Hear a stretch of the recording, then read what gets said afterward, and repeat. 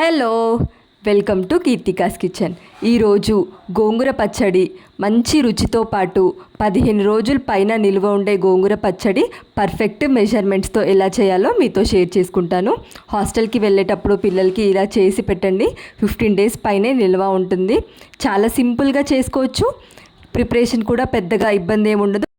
వేడి అన్నంలో ఈ గోంగూర పచ్చడి వేసుకొని కొంచెం నెయ్యి వేసుకొని తింటే చాలా టేస్టీగా ఉంటుంది. ఇప్పుడు మేకింగ్ ప్రాసెస్ చూసేద్దాం.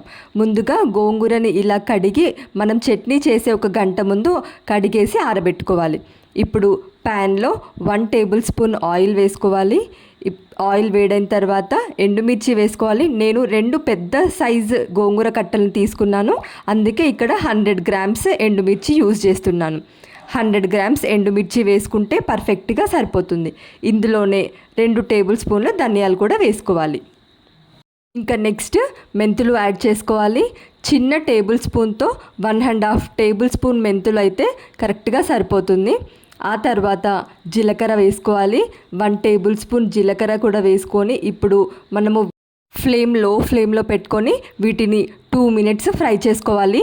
మనం చేసే ఈ గోంగూర పచ్చడికి ఎండుమిర్చి మాడిపోతే అసలు టేస్ట్ బాగోదు, కాబట్టి లో ఫ్లేమ్లో 2 మినిట్స్ ఫ్రై చేసుకుంటే సరిపోతుంది. ఇలా ఫ్రై చేసుకున్న ఈ ఎండుమిర్చిని మిక్సీ జార్లోకి తీసుకోండి. ఇలా ఫ్రై చేసుకున్న ఎండుమిర్చిని వెంటనే గ్రైండ్ చేసేయకండి. ఒక 5 మినిట్స్ కొంచెం చల్లారిన తర్వాత పౌడర్ చేసుకుంటే సరిపోతుంది. ఇందులోనే రుచికి సరిపడా సాల్ట్ వేసుకోండి. నేను ఇక్కడ కల్లుప్పు యూస్ చేశాను, మీరు నార్మల్ సాల్ట్ అయినా వేసుకోవచ్చు. ఇందులోనే 10 నుండి 12 వెల్లుల్లి కూడా యాడ్ చేసుకొని మెత్తని పౌడర్లా గ్రైండ్ చేసుకోవాలి. ఇప్పుడు అదే ప్యాన్లో 2 టేబుల్ స్పూన్స్ ఆయిల్ వేసుకోండి. ఇది 15 డేస్ స్టోర్ చేస్తాం కాబట్టి ఆయిల్ కొంచెం ఎక్కువగానే పడుతుంది. ఇప్పుడు ఇందులోనే మనము ముందుగానే కడిగి ఆరబెట్టుకున్న గోంగూరను కూడా యాడ్ చేసుకోవాలి.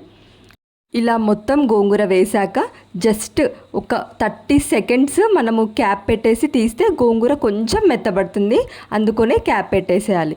ఇలా క్యాప్ పెట్టేసిన తర్వాత మనము గోంగూరని కింద నుండి పైకి, పైనుండి కిందికి పూర్తిగా గోంగూర ఫ్రై అయ్యి మెత్తబడేంత వరకు మనము ఫ్రై చేసుకోవాలి.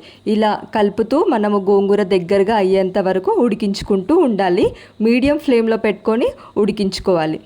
చూడండి, ఇక్కడ చూపిస్తున్నాను కదా, గోంగూర ఇలా మెత్తబడిపోయి ఎంత దగ్గరగా ఉడికిందో. ఇలానే ఇంకో 2 మినిట్స్ మనము ఫ్రై చేసుకుంటే గోంగూర ఇలా దగ్గరగా గుజ్జులాగా అవుతుంది.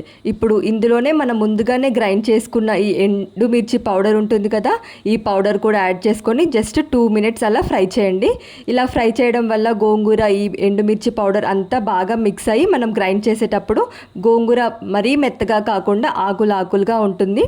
ఈ గోంగూర పచ్చడి అలా ఆకులుగా ఉంటేనే చాలా టేస్టీగా కూడా ఉంటుంది. ఇప్పుడు వేరే ప్యాన్లో మళ్ళీ 2 టేబుల్ స్పూన్స్ ఆయిల్ వేసుకొని ఇందులోనే పోపు ప్రిపేర్ చేసుకుందాము.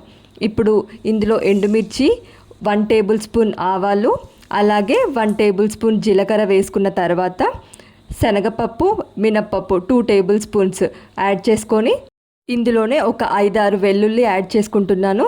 వెల్లుల్లి మరీ మెత్తని పేస్ట్లా కాకుండా అలా దంచి వేసుకొని ఫ్రై చేసుకోవాలి.